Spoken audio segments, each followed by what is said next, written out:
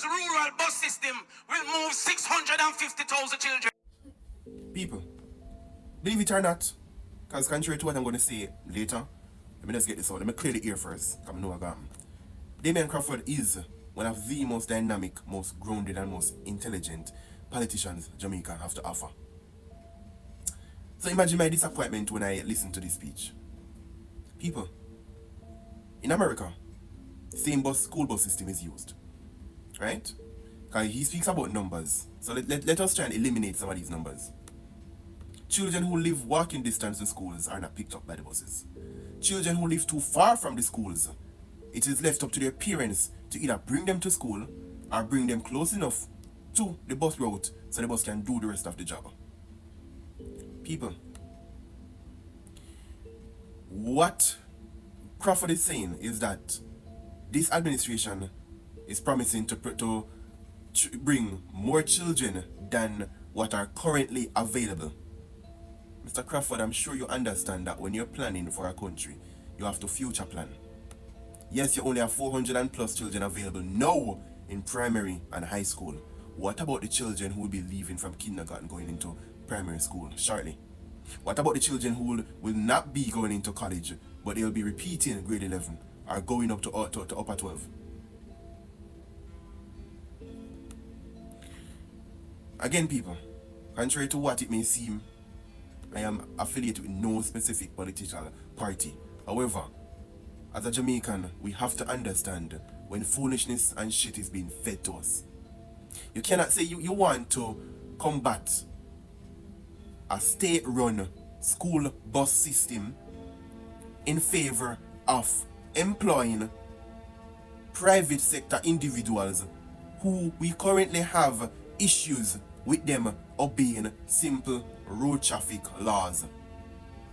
We have issues with them simply remaining within the proper speed limits. We have issues with them keeping their hands off our children. What this current administration is trying to do, and again, me hate the facts of me so like me, what this current administration is presenting to our country is honey. We need honey, we tell that shit. We're gonna have sturdy buses. If somebody even lick up in it, the children are more likely to be safe. Bus that can be tracked via GPS. Bus that will have a second person, aka a conductor, we just call him, who is also screened along with the driver. Have a proper background check run on them. No criminal record to monitor our children while them and the children are constantly being watched by cameras. And you're telling me the administration wants to run the country, wants to push forward a school transportation system that relies on unreliable individuals? You're telling me that your argument is that the buses are old and they're not retrofitted properly for our country? While the current administration is telling you the buses have multiple exits and entrances. So the door that is on the wrong side that does not correlate with the laws of Jamaica will simply be turned into an emergency exit. And the door that is on the opposite side that does correlate with our laws of the land will simply be used for the children to exit and enter.